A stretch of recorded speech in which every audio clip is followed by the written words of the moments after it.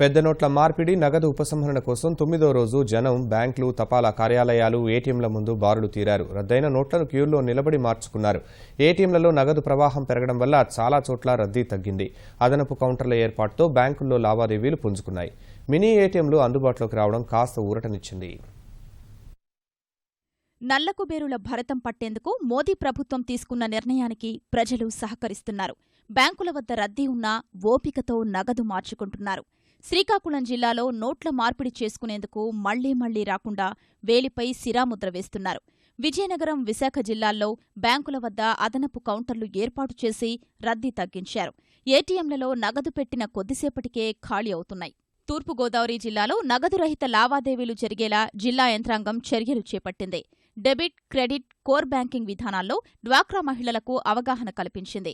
వ్యాపారస్తులు swiping machine ద్వారానే లావాదేవీలు జరపాలని కలెక్టర్ సూచించారు.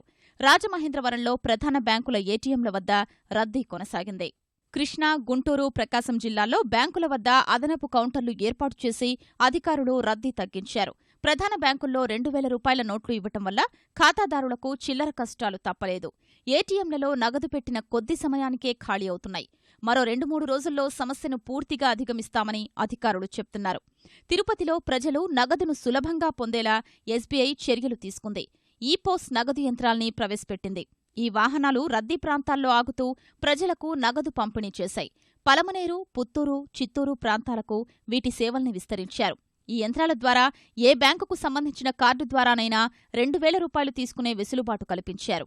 అనంతపురం జిల్లా రాయదుర్గంలో ఏటీఎంల వద్ద రద్దీ తగ్గింది. చిల్లర నోట్ల ఇబ్బందుల దృష్ట్యా నగదు రహిత చెల్లింపులు చేసుకోవాలని కలెక్టర్ కోన శశిధర్ వ్యాపారుల్ని కోరారు. అదనపు ఛార్జీలు లేకుండా క్రెడిట్, డెబిట్ కార్డుల్ని అనుమతించాలని సూచించారు. కర్నూల్లో తపాలా కార్యాలయాల వద్ద జనం పెద్ద ఎత్తున నగదు మార్చుకున్నారు. కొత్త 500 నోట్లు ఇంకా రాకపోవటం వల్ల చిల్లర సమస్య తీరలేదని బ్యాంకర్లు తెలిపారు. కర్నూలు జిల్లా ఆదోని వ్యవసాయ మార్కెట్లో చిల్లర కొరతతో తాత్కాలికంగా కొనుగోళ్లు నిలిపివేశారు. చెక్కు రూపంలో చెల్లింపులకు రైతులు అంగీకరించకపోవటం వల్ల యార్డును మూసివేస్తున్నట్లు అధికారులు తెలిపారు. విశాఖ జిల్లా అనకాపల్లి బెల్లం మార్కెట్లో వ్యాపారాలు నిలిచిపోయాయి.